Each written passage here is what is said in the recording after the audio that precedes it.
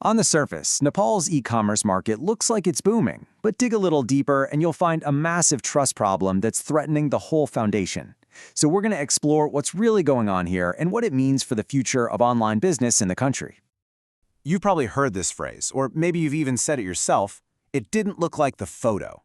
It sounds like a small complaint, right? But it's not. It's actually the perfect symptom of this huge gap between the promise you see online and the reality that shows up at your door. And that gap, well, it's poisoning the whole market. And this leads us to a really fascinating paradox. Why would someone choose to buy something through a risky Instagram DM instead of a secure platform that actually offers buyer protection? The answer goes way beyond just convenience. It tells us so much about how people think and about the very unique way Nepal's digital economy is built. So this is the heart of the paradox. We see more and more transactions happening online every day, but at the very same time, people's confidence in the system is actually going down. You can see how that creates a really fragile and shaky foundation for any kind of real growth. You've basically got two different worlds competing here. On one side, you have the formal platforms trying to build what we call system trust, with things like logistics and guarantees and return policies. But on the other side, you have social commerce, which runs completely on personal chats, DMs, Viber messages. It's basically a leap of faith. It's a structured, organized system versus a kind of chaotic, relationship-based, digital bazaar. To really get our heads around this trust problem, we have to look at a classic economic theory. It's called the market for lemons, and it perfectly explains how just a few bad sellers can end up ruining the entire market for everyone. The whole theory is built on this one core idea: asymmetric information. It sounds complicated, but it's not. It just means the seller knows everything about the product's real quality, but you, the buyer, you only get to see a nice, glossy photo. This information imbalance is the absolute root of the problem, especially in Nepal's social commerce scene.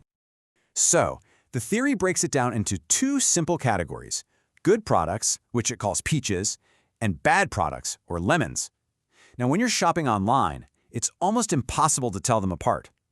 A seller can easily make a lemon look like a peach, and this is where that downward spiral really kicks in. So here's how that cycle works. Because you, the buyer, can't be sure about the quality, you're not willing to pay a high price. You're scared of getting a lemon. Well, this low price drives out the honest sellers because they can't make a profit on their actual peaches. So what's left? The market gets flooded with all the low-quality lemons, which then just confirms your original suspicion that you can't trust anyone online. See how trust just collapses? Okay, so if the risk is so high and the market is full of lemons, why do people still buy through these informal channels? The answer isn't just in the economics, it's in our psychology. There are some really powerful mental shortcuts or biases at play that make a personal gut feeling feel safer than an anonymous, secure system. This creates a real battle between two different kinds of trust. On social media, you get social proof, huge follower counts, tons of comments, that creates this illusion of legitimacy that feels really personal. But on the formal platforms, you have system trust, things like star ratings and official policies, which are a lot more abstract. For a lot of people, that personal DM just feels more real than some corporate guarantee.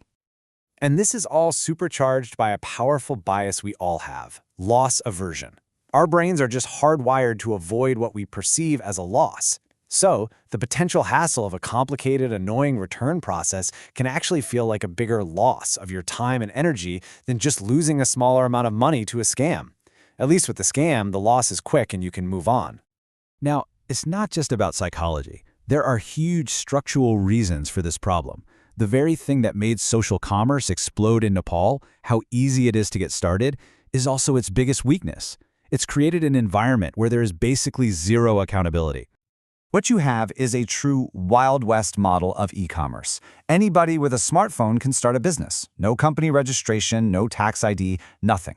But for you, the buyer, that means there's no way to get help if something goes wrong. A seller can just block you or delete their page and vanish. It's a climate of total impunity. And when you compare Nepal to its neighbors, the difference is just stark. In India, you have new government-backed networks formalizing who sellers are. In China, payments are linked to your real national ID.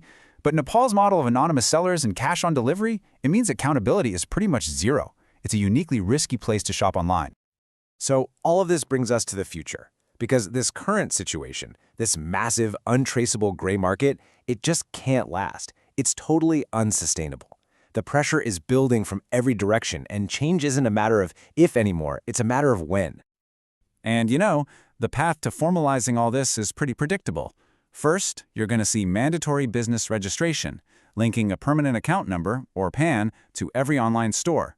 Second, there'll be a big push toward traceable digital payments. And finally, you'll see actual enforcement of consumer protection laws, with real penalties for breaking them. And here's the hard truth. This wave of regulation that's coming, it shouldn't be seen as a threat. It's the medicine that a market sick with distrust desperately needs. For the formal platforms that have been playing by the rules, this is a huge moment. As the playing field finally levels out, the real value of things like accountability and system trust is going to become clearer than ever. And that, finally, is what will unlock the true potential of Nepal's digital economy.